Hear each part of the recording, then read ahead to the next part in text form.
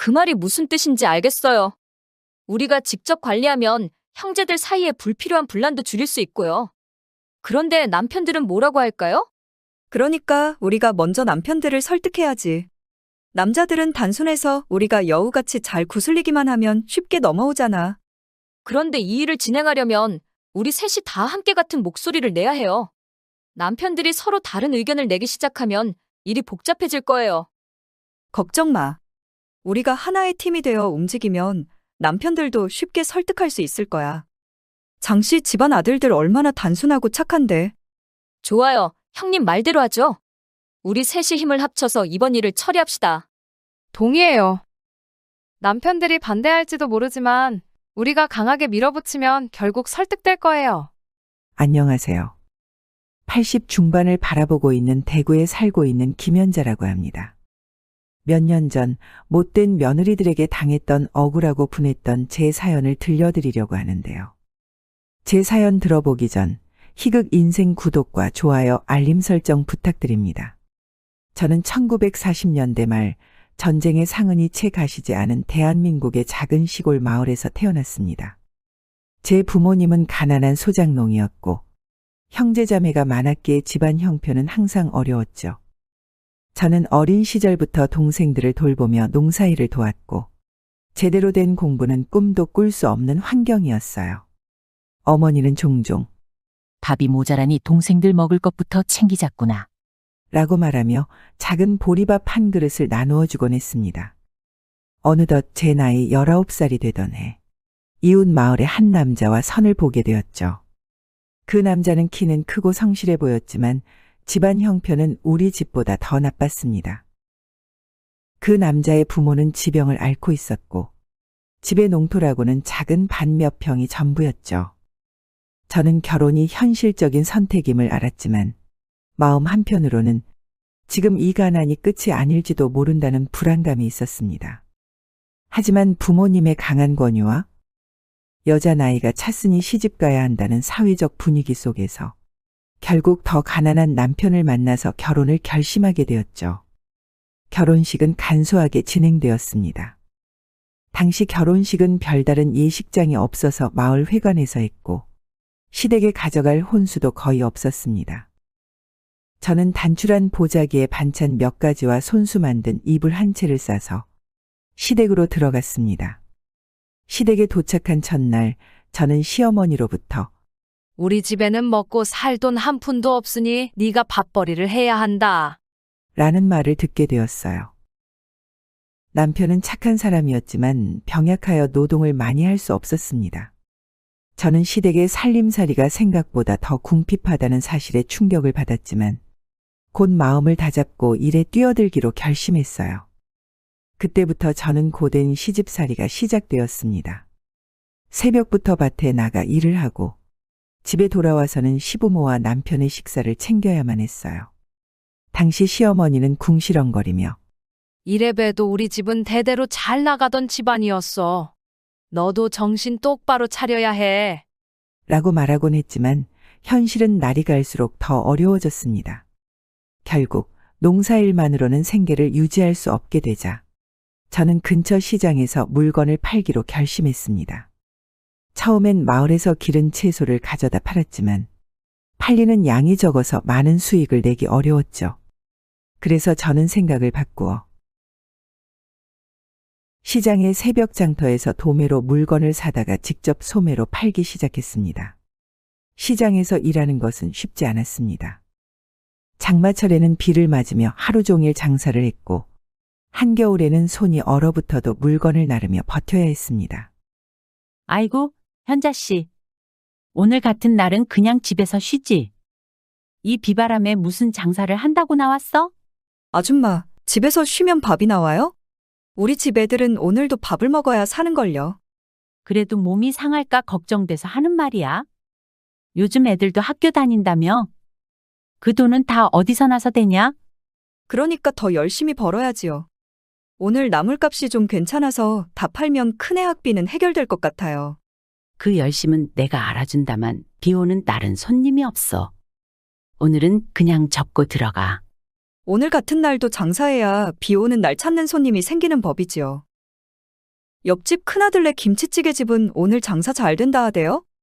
그 집에서 반찬으로 나물 몇 가지 쓰는 거 알죠? 방금 전에 사가셨어요. 정말 억척스럽다. 억척스러워. 그렇게 나물 팔아봐야 얼마나 남겠다고. 아줌마, 나물 한 단 팔아서 남는 돈이 고작 몇십 원이라도 그게 모이면 한 달 식비고 또 모이면 애들 책값이고 또 모이면 시부모와 남편 약값이에요. 이 비 맞는 것도 하루 이틀이지 사는 건 평생이니까. 현자 씨 말 듣고 있자니 내가 부끄럽네. 난 오늘 그냥 문 닫고 들어갈까 했거든. 아줌마, 내가 일하는 모습 보고 손님이 다 배워요. 저 여자는 비가 와도 자리를 지키는구나 하고 기억하겠죠. 그러면 다음에 시장 올 때는 우리 가게 먼저 찾아와요. 처음에는 사람들이 손가락질하며 저 여자, 시집살이 못 이겨서 나와서 일하나 봐. 라고 수군거렸지만 저는 그 사람들의 말에 전혀 개의치 않았습니다. 오히려 내 가족을 먹여 살리기 위해서라면 뭐든 해야지 라는 생각으로 눈물을 삼키며 일을 계속했습니다. 그렇게 열심히 하니 드디어 사람들이 인정을 해주더군요. 저는 시장에서 차츰 신뢰를 쌓아갔어요. 김연잔의 물건은 좋다. 믿고 살 수 있는 가게라는 평판이 생기기 시작했죠. 특히 사람들의 마음을 얻은 것은 제 정직함과 성실함이었다고 자부할 수 있답니다. 물건이 잘못되었을 때는 직접 찾아가서 사과를 했고 신선한 물건만 팔겠다는 원칙을 지켰어요. 하루하루의 작은 성공이 모여 시댁의 빚을 갚고 조금씩 생활이 나아지기 시작했습니다. 어느덧 아들도 셋이나 낳았고 시댁의 빚을 다 갚고 나서는 더더욱 일을 열심히 해야 했어요. 남편은 여전히 몸이 약했고 자식들이 아들이 셋이나 있으니 생활비는 더욱 필요했기 때문이죠. 저는 새벽부터 저녁 늦게까지 일하며 자식 셋을 키워냈습니다. 특히 자식들에게는 너희는 꼭 공부해서 나처럼 고생하지 말아야 한다. 는 말을 자주 했습니다. 저는 시장에서 번 돈을 아끼고 또 아껴서 아이들의 학비로 사용했습니다. 그렇게 악착같이 젊은 시절부터 시장에서 고생하며 일을 한 덕분에 아들 셋의 학비뿐만 아니라 아들들의 결혼 자금도 마련할 수 있었습니다. 자식들 모두 대학을 졸업하고 하나씩 결혼을 할 때가 되자 저는 평생 모아온 돈을 공평하게 나누어 결혼 자금을 대주기도 했죠. 물론 영감 죽고 난 후 노후에 써야 할 노후 자금은 통장에 고이 모셔놓은 제 아들들에게는 비밀로 하고 있었답니다. 어머니, 저희 결혼 자금 때문에 걱정하지 마세요. 저랑 제 아내가 알아서 마련할 수 있어요. 걱정은 무슨 걱정이야? 내가 너희들 학비 대준 것도 그것 때문인데. 너희 셋 다 결혼할 때는 내가 공평하게 해줄 거니까 신경 쓰지 마. 어머니, 저희는 충분히 벌고 있으니까 그냥 형제들끼리 서로 돕고 싶어요. 어머니 돈은 쓰지 않으셔도 돼요. 얘들아, 내가 시장에서 이 고생을 왜 했겠니? 너희들 다 키워서 학비 대주고. 이제는 결혼할 때까지 돕고 싶은 게 내 마음이야. 너희 아버지 돌아가시고 나서 내가 혼자서라도 버틴 이유가 바로 이거지. 어머니, 저는 결혼할 때 그냥 간소하게 하려고 했어요. 돈 많이 드는 결혼식은 원치 않아요. 어머니, 평생 저희만 바라보고 사셨잖아요. 이제 그만 쉬셔도 돼요. 저희가 다 알아서 할게요. 간소하게 하든 크게 하든 그건 너희 마음이지. 하지만 결혼 자금은 세 형제들 모두에게 똑같이 줄 거야. 그게 우리 가족의 룰 아니겠니? 누구 하나 더 주거나 덜 주면 형제들끼리 마음이 상할 수 있잖아. 그리고 내가 시장에서 벌어온 돈이지만 이 돈은 다 너희들 몫이야. 내가 쓰려고 모은 게 아니야. 너희가 결혼해서 행복하게 잘 사는 걸 보는 게 내 가장 큰 기쁨이고 보람이지. 저는 무엇보다 제 자부심은 제가 이뤄놓은 자산이 아니라 아들들 사이의 우애였습니다. 어릴 적부터 형제들은 서로 돕고 의지하며 자랐고 저는 그 모습을 보며 내가 잘 키웠구나라는 생각에 뿌듯해했습니다. 세 형제는 성인이 되어서도 형제 간의 정을 잃지 않았죠. 결혼하기 전까지 매년 명절이 되면 세 형제는 가족들과 함께 모여 웃고 떠들며 즐거운 시간을 보냈답니다. 저는 이런 우리 가족의 화목한 모습만 봐도 마음이 따뜻해졌습니다. 그러나 아들들이 하나 둘 결혼하기 시작하면서 며느리들이 집안에 들어오기 시작하더니 이런 화목했던 상황이 조금씩 달라지기 시작했어요. 겉으로는 며느리들이 서로 잘 지내는 듯했지만 속으로는 남겨진 재산 문제로 미묘한 긴장감이 도는 걸 느낄 수 있었으니까요. 우리 시어머니 참 대단하지, 동서. 젊으실 때부터 그렇게 시장에서 고생하시고 아들 셋을 다 대학까지 보내셨다니까. 그러게요. 그래서 재산도 꽤 모아두셨다면서요? 시장 상권도 아직 시어머니 소유라던데. 맞아요. 형님들도 다 알고 있죠? 시어머니가 아직 시장에 몇 개 점포를 가지고 계시잖아요. 그런데 어머님이 그거 다 어떻게 나누실지 고민하고 계신 것 같더라고요. 아, 그렇구나. 그런데 솔직히 말해서 형제들끼리 우애가 좋긴 한데 나중에 재산 문제로 틀어질까 걱정되긴 해. 우리 남편은 큰아들이니까 당연히 더 받을 줄 알았는데 시어머니는 공평하게 나누겠다고 하셨더라고. 저도 비슷한 걱정했어요. 어머니는 늘 공평함을 강조하시잖아요. 그런데 재산 문제는 다르죠. 공평하게 나누면 저희도 좋지만 그게 꼭 형제들한테 좋은 일은 아닐 수도 있어요. 맞아요. 그래서 요즘 우리 남편이 조금 예민해졌어요. 다들 모일 때마다 괜히 재산 얘기가 나올까 불안해하는 눈치예요. 저희 남편은 특히 막내라서 그런가 괜히 형들 눈치만 보고. 우리끼리 이렇게 얘기하는 것도 참 조심스러운데 그냥 솔직히 말하자면 나중에 우리끼리도 사이가 나빠질까 봐 걱정이에요. 처음에는 며느리들의 이런 대화가 오고 간 사실을 알지 못했습니다. 그러나 저는 미묘하게 변화한 아들들의 태도에서 조금씩 느끼고 있었죠. 예전에는 매번 모일 때마다 웃음이 끊이지 않았던 형제들이 요즘에는 어딘가 서먹한 기운이 돌았습니다. 마치 며느리들이 뒤에서 조종하는 듯한 기분이 들었어요. 계속 이런 찝찝한 기분이 든 어느 날 저는 장남 영수를 조용히 불러 물었습니다. 영수야, 요즘 형제들끼리 무슨 일 있는 거 아니냐? 아니에요, 어머니. 그런 일 없어요. 내가 너희 새 키우면서 한 번도 누구 편들지 않았지? 공평하게 하려고 노력했어. 그런데 요즘 너희들 얼굴 보면 그게 잘못된 건가 싶기도 하다. 아니에요, 어머니. 우리가 더 잘할게요. 어머니는 걱정하지 마세요. 그날 밤 저는 잠자리에 누워 생각에 잠겼습니다. 평생을 자식들을 위해 헌신했지만 이제는 그 자식들 사이에 금이 가는 듯한 기분이 들었습니다. 내가 잘못한 걸까? 아니면 이게 다 자연스러운 건가? 저는 자꾸만 밤마다 이렇게 혼자 중얼거리게 됐답니다. 자꾸만 무슨 일이 없다고 했지만 걱정되는 마음에 추석 때 며느리들이 함께 모여 차를 마시고 있을 때 저도 조용히 거실로 갔습니다. 얘들아, 다들 차 마시고 있었구나. 나도 같이 앉아도 되겠니? 그럼요, 어머니. 이리 앉으세요. 따뜻한 차 한 잔 드릴게요. 요즘 너희 시동생들 뭐 좀 이상하지 않니? 예전 같지가 않아 보여서 말이야. 어머니, 그런 말씀은 왜 하세요? 저희 남편들 사이 정말 좋은데요? 맞아요, 어머니. 형제들끼리 우애가 얼마나 좋은데요. 지난번에 우리 남편이 큰형님 집에 놀러 가서 하루 자고 오기도 했어요. 그래? 그런데 내 눈에는 왠지 어색해 보이더라. 명절에는 빠지지 않고 자주 모였는데 이번에는 다들 바쁘다고만 하고. 혹시 너희들끼리 무슨 얘기 오갔니? 아, 아니요, 어머니. 저희끼리 그런 얘기는 전혀 없었어요. 그냥 다들 요즘 일이 바빠서 그럴 거예요. 신경 쓰실 일 아니에요. 그렇다면 다행이지. 그런데 내가 이렇게 물어보는 이유는 형제들 사이에 괜히 틈이 생기면 안 되니까. 나는 새 아들들 우애 하나 믿고 평생을 살았는데 요즘은 왜 이렇게 마음이 불안한지 모르겠어. 어머니, 걱정 마세요. 우리 남편들 사이엔 아무 일도 없어요.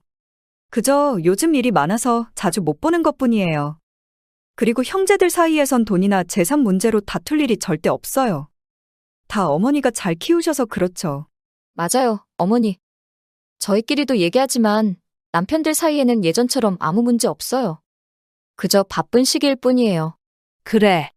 그럼 됐다. 너희들 말대로라면 내가 괜한 걱정을 했나 보구나. 어머니, 저희 남편들끼리 농담으로 서로를 놀리면서도 결국에는 서로 아껴요. 그런 형제들 사이에 무슨 틈이 있겠어요? 네, 어머니. 저도 동서들과 종종 연락하며 잘 지내고 있어요.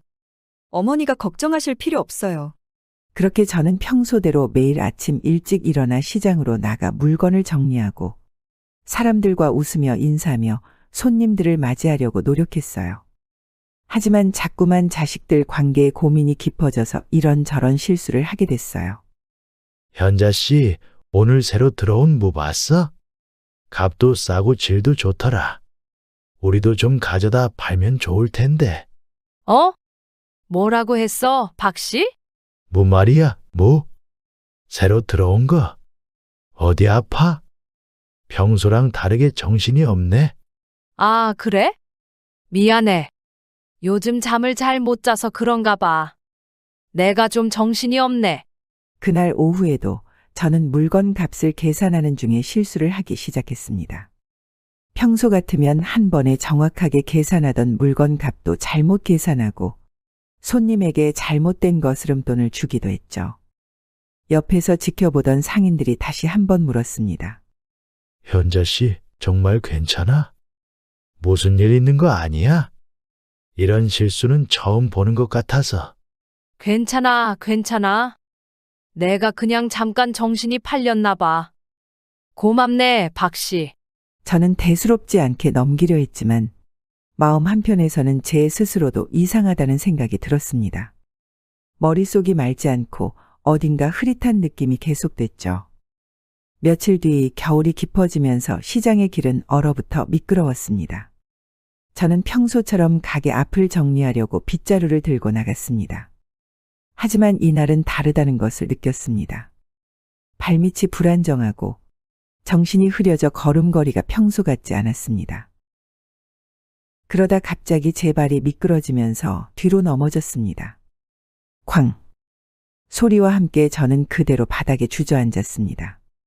꼬리뼈에 심한 통증이 밀려왔고 움직일 수가 없었습니다. 주변에 있던 상인들이 놀라서 달려왔습니다. 현자 씨, 괜찮아? 어디 많이 다쳤어? 이거 큰일이네. 누가 119 좀 불러? 괜찮아. 내가 좀 일어날게. 그냥 잠깐 미끄러졌을 뿐이야. 하지만 저는 고통스러워하며 일어날 수 없었습니다. 동료 상인들은 저를 부축해 일으키려 했지만 꼬리뼈 쪽 통증이 너무 심해 결국 구급차를 불러야 했습니다. 구급차를 타고 병원에 도착한 뒤 엑스레이 검사까지 마쳤습니다. 그 뒤 의사와 진료실에서 대화를 나누게 되었습니다. 의사는 결과를 보며 심각한 표정으로 저에게 설명하기 시작했어요. 할머니, 검사 결과가 나왔습니다. 꼬리뼈가 골절되셨습니다. 이 경우 최소한 몇 주간 침상 안정이 필요합니다. 특히 연세가 있으셔서 빠른 회복을 위해 입원 치료를 받으시는 것이 좋습니다. 아이고, 의사 선생님. 입원이라니요? 나는 그럴 수 없어요. 장사도 해야 하고 내 가게도 지켜야 하는데. 할머니, 지금은 장사가 문제가 아닙니다. 꼬리뼈는 앉거나 움직일 때마다 큰 압력이 가해지는 부위입니다. 만약 제대로 쉬지 않으시면 더 심각한 문제가 생길 수 있습니다. 특히 고령이신 경우에는 골절이 더 오래 걸리고 합병증도 생길 수 있습니다. 그래도 입원은 안 돼요. 내 가게는 누가 봅니까? 직원이 있긴 해도 내가 없으면 장사가 안 돼요. 손님들도 나만 찾는다니까요. 제가 이해합니다, 할머니. 평생을 일하셔서 가게가 얼마나 소중한지 알 것 같아요. 하지만 지금은 건강이 우선입니다. 이 상태로 계속 움직이시면 나중에는 더 큰 수술이 필요할 수도 있습니다. 그러면 장사는 더 오랫동안 못 하시게 됩니다. 그래도 나한테는 장사가 전부예요. 나 없이는 안 돌아가요. 우리 가게는. 할머니, 가게도 중요하지만 할머니가 건강해야 가게도 계속 운영할 수 있는 겁니다. 지금은 며칠이라도 누워서 쉬셔야 합니다. 할머니가 무리하시면 오히려 가게에 더 큰 피해가 갈 수 있어요. 이게 다 내 잘못이지. 요즘 정신이 없어서 이런 실수를 했나 봐. 내가 미끄러지지 않았더라면 할머니, 이건 누구의 잘못도 아닙니다. 사고는 예기치 않게 일어나는 겁니다. 중요한 건 지금부터 회복하는 거예요. 할머니가 건강하게 다시 시장에 나가시려면 잠시 쉬어가는 시간이 필요해요. 저는 결국 병원에 입원하게 되었습니다. 의사는 꼬리뼈 골절로 인해 거동이 불편해졌으며 한동안 침대에서 움직이지 말아야 한다고 설명했습니다. 아들들과 며느리들이 병실에 모였습니다. 어머니, 왜 이런 일이 있었어요? 왜 미끄러운 데서 조심하지 않으셨어요? 내가 괜한 걱정을 하다가 그랬나 봐. 요즘 계속 신경이 쓰이는 일이 많아서 정신이 없었어. 어머니, 무슨 걱정이 그렇게 많으세요? 저희 다 잘 살고 있는데 왜 그러세요? 글쎄, 너희들 사이에 뭔가 이상한 기운이 도는 것 같아서 내가 괜한 걱정인가 싶기도 하고. 어머니, 그런 생각하지 마세요. 형제들 사이엔 아무 문제 없어요. 요즘 일 때문에 다들 예민해서 그럴 뿐이에요. 동서들도 다들 어머니 걱정 안 시키려고 조심하고 있어요. 어머니, 이제 시장 일도 그만하시고 그냥 저희 곁에서 편히 쉬세요. 이제 저희가 어머니를 모실 차례예요. 저는 결국 평생을 일궈온 가게를 나가지 못하고 병원에서의 생활을 시작했습니다. 아들들과 며느리들은 제 병간호를 번갈아가며 했습니다. 겉으로 보기에는 모두 잘 지내는 듯했지만 저는 여전히 마음이 불안했습니다. 자식들 사이에 돈 문제로 갈등이 생기지 않기를 바라는 제 간절한 소망은 여전히 제 마음을 무겁게 했습니다. 병원에 입원한 지 어느덧 3주가 넘어갔습니다. 골절 부위가 나이 탓에 쉽게 낫지 않았고 의사도 계속 입원을 권장했습니다. 몸은 병원에 있었지만 마음은 계속 시장에 있었죠. 그리고 무엇보다 집에 중요한 서류들이 있어서 제 마음은 더 불안했답니다. 어쩔 수 없이 장남 영수에게 전화를 걸어 부탁했습니다. 영수야, 엄마다. 네, 엄마. 몸은 좀 어떠세요? 조금 나아지셨어요? 그래, 조금씩 나아지고 있어. 그런데 말이다, 집에 서랍장 아래 칸에 있는 작은 상자가 필요해. 거기에 보험 서류랑 중요한 것들이 들어있어. 알겠습니다, 엄마. 제가 가서 찾아다 드릴게요. 한 가지 더 부탁이 있어. 이거는 며느리 미경이한테 맡기지 말고 네가 직접 찾아야 해. 중요한 물건들이라서 말이다. 네, 알겠습니다. 제가 직접 챙길게요, 엄마. 걱정 마세요. 그러나 영수는 회사에서 갑작스러운 업무로 바빴고 퇴근 시간이 늦어졌습니다. 집에 들를 여유가 없던 영수는 결국 제 말을 무시하고 며느리인 미경이에게 전화를 걸었습니다.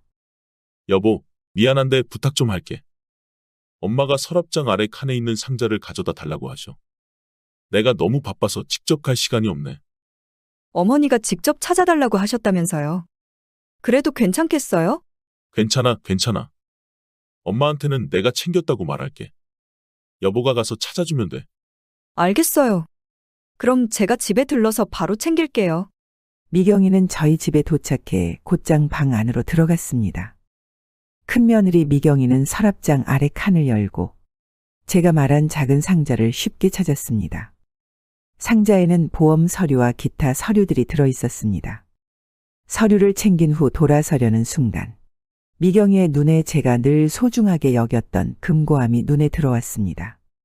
바로 이것 때문에 제가 며느라기가 가지 않았으면 하는 마음이었던 거죠. 큰며느리인 미경이는 잠시 망설였지만 결국 금고함을 열어보았습니다. 바보같이 비밀번호를 먼저 세상 떠난 영감 생일로 했으니 며느라기는 이것저것 시도해보다가 쉽게 열 수 있었겠죠. 그 안에는 여러 개의 통장과 중요한 도장들이 들어있었습니다. 통장들을 펼쳐본 미경이는 제 통장에 잔액이 수천만 원에서 억 단위에 이르렀다는 것을 알게 된 거죠. 이게 뭐지? 이런 돈이? 어머니가 이렇게 많은 돈을 숨겨두고 계셨던 거야? 미경이는 한동안 통장들을 바라보며 생각에 잠겼습니다. 우리 아들에게 이 사실을 알려야 할지 아니면 그냥 넘어가야 할지 복잡한 감정이 밀려왔겠죠. 그리고 이 못된 며느라기는 못된 마음을 품고 이 사실을 우리 큰아들 영수에게 알리지 않았습니다. 그 다음 날 영수는 서류를 들고 저를 찾아왔습니다. 영수가 직접 와서 그때까지 저는 며느라기가 제 집에 가서 가져왔을 거라고는 상상도 못했죠. 영수야, 네가 직접 온 거니? 네, 엄마. 저예요. 서랍장에서 말씀하신 작은 상자 찾아서 가져왔어요. 그래, 네가 직접 가져왔다고? 내가 분명히 네가 가져오라고 했으니까 직접 갔겠지. 그나저나 바쁜 거 아니었니? 아니에요, 엄마. 바쁘긴 했지만 엄마가 중요한 서류라고 하셔서 직접 챙겨왔어요. 오랜만에 집에도 들를 겸 다녀왔습니다. 그래? 네가 직접 서랍 열고 상자 찾았다고. 그 안에 뭐가 들어 있었는지 기억나니? 네, 기억나요. 보험 서류 몇 장이랑 공책에 적힌 메모들이 있었어요. 저도 다 확인했습니다. 저는 잠시 말을 멈추고 영수의 얼굴을 바라보았습니다. 평소 꼼꼼한 성격의 영수였지만 오늘은 무언가 찜찜한 느낌이 들었습니다. 그래, 그렇다면 다행이구나. 그런데 내 방에 있는 금고함은 안 건드렸지? 금고함이요? 그걸 제가 왜 건드려요, 엄마? 엄마가 중요하게 생각하는 건데 건들지 말아야죠. 그래, 알았다. 네가 직접 가져왔다니 다행이구나. 그렇게 저는 아들이 직접 서류를 가져다 줬다고 착각하고 있을 때 영수는 며느리에게 고마움을 표현하고 있었답니다. 여보, 요즘 많이 피곤할 텐데 정말 고마워. 엄마를 이렇게 신경 써줘서. 괜찮아요. 어머니가 빨리 회복하셔야 우리도 마음이 편하죠. 그렇지. 그런데 엄마가 나한테 묻더라. 내가 정말 직접 서랍을 열고 서류를 가져왔는지. 어머니가요? 뭐라고 했어요? 내가 직접 가져왔다고 했지. 엄마도 그 말에 안심하시더라고. 여보, 아무튼 정말 고마워. 내가 신경 못 써서 미안한 마음이 컸는데 당신이 대신 다 해줘서. 우리가 서로 돕는 거죠. 어머니께는 그게 중요하니까요. 큰며느리 미경은 제 집에서 발견한 고액의 통장에 대해 고민한 뒤 못된 작당을 하기 위해 나머지 며느리들을 불렀습니다. 결국 다른 며느리들인 차남의 부인 수경, 막내 아들 부인 지혜까지 따로 불러 모았습니다. 3명의 며느리는 카페에서 조용히 만났다고 하더군요. 오늘 이렇게 모인 이유는 중요한 얘기가 있어서야. 어머니 집에 가서 필요한 서류를 챙기다가 우연히 금고함을 열게 됐어. 어머니 금고함을 열었다고요?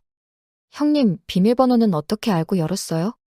그거 어머니가 늘 소중히 여기던 거여서 우리 얼씬도 못하게 했잖아요. 거기서 뭘 발견했어요? 통장이 여러 개 있었어. 잔액을 보니까 억 단위의 금액들이 적혀 있더라고. 억 단위요? 어머니가 그렇게 많은 돈을 숨겨두셨단 말이에요? 우리한테는 전혀 그런 말씀이 없으셨는데. 그 돈을 대체 왜 숨기고 계셨던 걸까요? 아무래도 자식들한테 말하지 않으신 걸 보면 우리한테 주실 생각은 없으신 거겠죠? 그래서 내가 오늘 동서들을 부른 거야. 어머니가 퇴원하셔도 꼬리뼈 골절 때문에 거동이 불편하시겠지. 결국 시장에서 일도 못 하실 텐데 집에서 혼자 생활하시기 힘드실 거잖아. 그래서요? 그걸 우리한테 왜 말하는 건데요? 이 기회에 어머니를 요양원으로 보내는 게 어떨까 싶어서. 어머니가 혼자 계시다 넘어지시면 더 큰일 나잖아. 그리고 요양원에 가시면 우리가 통장과 자산을 관리할 수 있으니까. 물론 내가 이 비밀을 알아냈으니까 내 지분이 더 많다는 건 알고 있어야 해. 그 말이 무슨 뜻인지 알겠어요. 우리가 직접 관리하면 형제들 사이에 불필요한 분란도 줄일 수 있고요. 그런데 남편들은 뭐라고 할까요? 어머니를 요양원으로 보내는 걸 쉽게 허락하지 않을 것 같은데요. 그러니까 우리가 먼저 남편들을 설득해야지. 남자들은 단순해서 우리가 여우같이 잘 구슬리기만 하면 쉽게 넘어오잖아. 어머니를 요양원에 보내는 게 어머니 건강을 위한 일이라고 말하면 돼. 거동이 불편하시니까 우리도 도와드리기 힘들고 전문적인 돌봄이 필요하다고 강조하면 되지. 무엇보다 지금 일이 많아서 어머니 병원에 입원했을 때도 본인들이 자주 못 가고 오히려 우리가 더 많이 가고 있잖아. 맞아요. 지금은 입원했으니까 그렇다고 해도 퇴원하고 나서도 우리가 매일 돌볼 수 있는 것도 아니니까 요양원에서 돌봐드리는 게 더 좋다고 설득하면 될 것 같아요. 그리고 나서 우리가 통장과 재산을 관리할 권한을 얻게 되면 형님 조금 더 드리고 나머지 형제들 간에 공평하게 나눌 방법을 찾을 수 있겠죠. 그런데 이 일을 진행하려면 우리 셋이 다 함께 같은 목소리를 내야 해요. 남편들이 서로 다른 의견을 내기 시작하면 일이 복잡해질 거예요. 걱정 마. 우리가 하나의 팀이 되어 움직이면 남편들도 쉽게 설득할 수 있을 거야. 장씨 집안 아들들 얼마나 단순하고 착한데. 일단 시어머니 요양원에 모셔드리고 어머니 재산은 우리가 관리하기로 하자. 이게 모두를 위해 좋은 선택이지, 안 그래? 좋아요. 형님 말대로 하죠. 우리 셋이 힘을 합쳐서 이번 일을 처리합시다. 동의해요. 남편들이 반대할지도 모르지만 우리가 강하게 밀어붙이면 결국 설득될 거예요. 곧 아버님 제삿날이잖아. 그래서 어머니 그때까지는 어떻게든 병원에서 나올 거야. 우리에게 2주 정도의 기간이 남아있으니 어머니 퇴원하기 전에 꼭 성공시키자고. 그렇게 못된 며느리들은 각각 집으로 돌아가 남편들을 설득하기 시작했습니다. 제 숨겨진 재산에 대해서는 언급하지 않고 오직 제 건강과 돌봄 문제를 강조하며 남편들에게 요양원으로 보내는 것이 최선이라고 설득했습니다. 여보, 어머니 퇴원하면 어떻게 하실 생각이에요? 글쎄, 꼬리뼈가 다치셔서 거동이 불편하실 텐데 당분간은 내가 자주 들러서 돌봐야겠지. 여보, 그게 현실적으로 가능할까요? 당신도 바쁘고 저도 직장 생활하잖아요. 우리가 매일 어머니를 돌볼 수 있는 여유가 있을까요? 그렇긴 하지. 하지만 어머니가 혼자 집에 계시기에는 위험할 것 같아. 그래서요, 제 생각인데. 시설 좋은 요양원에 모셔드리는 게 어떨까요? 전문적인 돌봄이 필요한 상황이잖아요. 우리 둘 다 안심할 수 있고 어머니도 더 안전할 거예요. 요양원이라. 어머니가 싫어하시지 않을까? 그렇지 않아요. 요양원이 꼭 부정적인 곳만은 아니에요. 시설도 좋고 어머니 같은 분들이 많이 계셔서 더 편안하실 거예요. 알겠어. 네 말도 일리가 있네. 형제들하고도 한번 얘기해 볼게. 여보, 어머니 퇴원하시면 우리가 돌아가면서 돌봐야 할 텐데 그거 가능할 것 같아요? 돌아가면서? 그건 너무 힘들지 않아? 나도 출장이 많고 넌 애들 학교 보내느라 정신없잖아. 그래서 하는 말이에요. 어머니를 요양원에 모시는 게 더 낫지 않을까요? 요즘 요양원은 시설도 좋고 전문가들이 돌봐주니까 우리도 마음이 편할 거예요. 요양원. 생각해 본 적 없는데 다른 형제들은 뭐라고 할까? 형님이랑도 얘기했는데 다들 비슷하게 생각하고 있어요. 아주버님도 긍정적으로 생각했다고 하더라고요. 우리 셋이 다 바쁘니까 현실적으로 매일 어머니를 돌보는 건 힘들잖아요. 형이 동의를 했다고? 알겠어. 동생하고도 상의해 볼게. 여보, 퇴원 후 어머니를 어떻게 돌볼 계획이에요? 형제들끼리 돌아가면서 보살피는 걸로 해야지. 어머니가 요양원 같은 곳에 가고 싶어 하시진 않을 거야. 그런데 당신도 일 때문에 매일 갈 수 없잖아. 형제들도 다 바쁜데 현실적으로 가능한 얘긴가요? 그렇긴 하지. 하지만 어머니가 요양원에 가는 건 원하지 않으실 거야. 그래도 시설 좋은 요양원이라면 어머니도 금방 적응하실 거예요. 전문적인 돌봄이 필요할 정도로 상태가 안 좋으시잖아요. 형들하고 다시 얘기해봐야겠네. 네가 그렇게까지 말하는 걸 보니 생각해볼 필요가 있겠어. 아주버님들은 이미 찬성했다고 하던데요. 당신만 찬성하면 돼요. 며칠 후 형제들은 모두 모여 각자 아내들과 했던 대화를 나누었습니다. 다들 비슷하게 생각하는 것 같네. 어머니를 돌보는 게 현실적으로 어려울 것 같아. 맞아. 우리 셋 다 일이 너무 바빠서 돌아가면서 돌보는 건 불가능할 것 같아. 형들이 그렇게 생각한다면 나도 동의할게. 그렇다면 요양원에 모시는 게 맞는 방향인 것 같아. 좋은 곳을 알아보자고. 그렇게 2주가 지나고 저는 영감 제삿날을 맞아 병원에서 퇴원 후 집으로 돌아왔습니다. 걸음걸이가 불편했기에 집이 참 아늑하면서도 조금은 지치기도 했죠. 우리 아들들은 오랜만에 한자리에 모였고 며느리들은 분주하게 제사상을 준비했습니다. 제사가 끝나고 가족들이 모여 앉자 큰아들 영수가 조심스럽게 입을 열었습니다. 엄마, 오늘 아버지 제사도 잘 치르고 오랜만에 가족들이 다 모였네요. 그런데 엄마 퇴원하시고 나서 생각을 좀 해봤어요. 뭐 생각했는데? 엄마도 이제 연세가 있으시고 꼬리뼈도 다치셔서 거동이 많이 불편하시잖아요. 그래서 우리가 돌보기에도 쉽지 않을 것 같아서 좋은 요양원을 알아보는 게 어떨까 싶어서요. 뭐라고? 내가 요양원에 가라고? 영수야, 너가 갑자기 왜 그런 소리를 하는 거냐? 엄마, 우리도 엄마 걱정이 돼서 그러는 거예요. 요양원이라면 안전하고 전문가들이 돌봐줄 수 있으니까요. 맞아요, 엄마. 우리가 돌아가면서 돌보는 것도 현실적으로는 어렵잖아요. 저도 출장도 많고 집에서도 일이 많아서요. 내가 여태껏 너희들 공부시키고 결혼까지 시켰는데 이제 와서 나보고 짐작처럼 요양원에 가라니? 나는 시장에서 평생을 보냈고 내 삶의 터전은 그곳이야. 집에서 내가 혼자 있을 수 없다고 해도 시장에 나가면 내 집이나 다름없어. 어머니, 저희도 어머니를 위해서 하는 말이에요. 어머니가 혼자 계시다가 또 넘어지시면 어떡해요? 요양원에서는 안전하게 지내실 수 있고 저희도 자주 찾아뵐게요. 맞아요, 어머니. 저희도 일하면서 돌봐드리는 게 쉽지 않아요. 요양원이 더 편하실 거예요. 어머니, 저희는 어머니를 모시고 싶지만 솔직히 말해서 형님들도 다들 바빠서 어려워요. 그러니 요양원에서 편히 쉬시는 게 좋을 것 같아요. 그리고 어머니, 요양원에 계시면 저희가 더 자주 찾아뵐게요. 그냥 편하게 생각해 주세요. 저는 갑자기 금고가 떠올랐습니다. 며느리들이 요양원 얘기를 꺼내며 이상한 분위기가 형성된 이후 저는 뭔가 불길한 예감이 들었습니다. 거동이 불편한 몸을 이끌고 안방 금고 앞으로 갔습니다. 아들들과 며느리들이 주의 깊게 보지 않는 사이 금고 문을 열어봤습니다.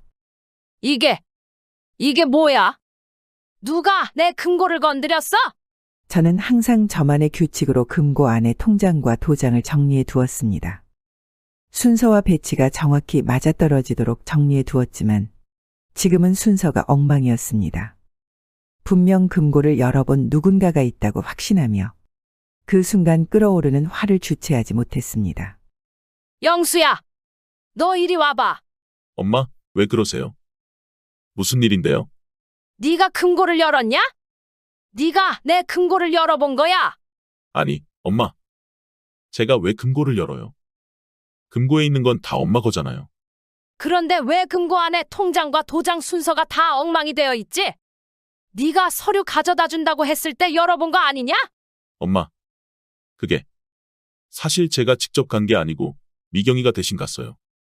제가 바빠서 그날 미경이한테 부탁했었어요. 뭐? 미경이가 갔다고? 네가 직접 가겠다고 약속해놓고 왜 며느리를 보냈어? 어머니, 저도 영수 오빠 대신 다녀온 거예요.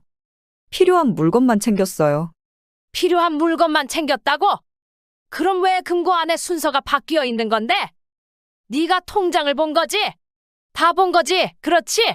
어머니, 그게 그냥 혹시 필요한 게 있을까봐 확인한 거예요. 그래서 이젠 나를 요양원에 보내고 너희들끼리 내 돈을 나눠 가지려는 속셈이었냐? 너희들 며느리들이 다 짜고 나를 요양원으로 보내려고 했던 거잖아. 금고까지 열어보고 통장에 있는 돈을 탐낸 거지. 너희들끼리 나 없는 사이에 돈을 나눠 가지려고 했던 거 아니야? 어머니, 그런 게 아니에요. 그냥 어머니의 건강을 생각해서 요양원 얘기를 꺼낸 거예요. 맞아요, 어머니. 통장에 대해서는 아무것도 몰라요. 그냥 형님이 우연히 본 것뿐이에요. 어머니를 위해서 요양원을 알아본 거지 돈 때문에 그런 건 아니에요. 이게 다 무슨 소리야? 미경이 너도 내 아내로서 가족이라고 믿었는데 이렇게까지 욕심을 부리다니. 어떻게 엄마한테 이런 짓을 할 수가 있어? 수경아, 내가 엄마를 위해서 요양원 얘기를 꺼낸 건데 형수님이랑 짜고 그런 의도로 작당을 했단 말이야? 지혜야, 정말 네가 그렇게까지 했어? 우리 엄마가 평생 힘들게 모은 돈을 탐냈다고. 내가 평생 피땀 흘려 모은 돈인데 너희들 때문에 이렇게 될 줄은 몰랐다. 너희들을 믿고 평생을 바쳐 키웠는데 결국 돈 앞에서 다들 나를 내쫓으려고 했구나. 엄마, 죄송해요. 저희가 제대로 알지도 못하고 이런 일이 벌어지게 둬서 정말 죄송해요. 엄마, 우리가 다 잘못했어요. 형수님들이랑 지혜가 통장 이야기를 했을지 정말 몰랐어요. 그날의 사건 이후 저는 밤새도록 잠을 이루지 못했습니다. 그리고 아침이 되자 저는 아들들을 불러서 단호한 결심을 내렸습니다. 너희들 오늘 이후로 며느리들은 내 집에 발도 들이지 못할 거야. 이 집에서 내가 더 이상 너희들 속셈에 당하고 싶지 않아. 내 집과 내 재산에 손 떼려고 생각했던 사람들은 다 내 눈앞에서 사라져. 그 뒤 항상 시장 일을 잘 봐줬던 변호사를 찾아갔습니다. 할머니, 요양원으로 보내려는 이야기를 듣고 이렇게 결단을 내리시는 건 이해합니다. 어떤 계획을 세우셨나요? 내 재산이 며느리들 손에 들어가는 일은 절대 없을 거야. 변호사님, 내 건강을 핑계로 아들들도 또 다시 요양원에 보내려는 시도가 있을 때는 바로 이 서류를 공개해 주세요.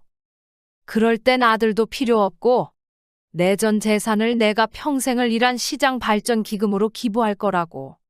네, 할머니. 이 서류는 제가 책임지고 보관하고 있겠습니다. 만약 아들들이 요양원 얘기를 꺼내면 그 즉시 서류를 공개하겠습니다. 그 사건 이후 아들들은 더는 며느리들을 저희 집에 데리고 오지 않았습니다. 그리고 이 일을 만든 장본인인 큰 며느리에게 화를 삭히지 못한 우리 아들 장남 영수는 결국 이혼을 택했더군요. 저는 여전히 거동이 불편하지만 제 삶의 터전인 시장을 다시 나가기 시작했습니다. 평생을 바쳐 일했던 시장이야말로 제 진정한 가족이었고 제가 가장 편안함을 느끼는 곳이기 때문이죠. 앞으로 몇 년이나 제가 더 살지 모르지만 남은 생애 동안 이곳에서 사람들과 함께 웃고 울며 평온한 나날을 보내기로 했습니다. 제 사연 끝까지 들어주셔서 감사합니다. 위로의 댓글 한마디 부탁드립니다.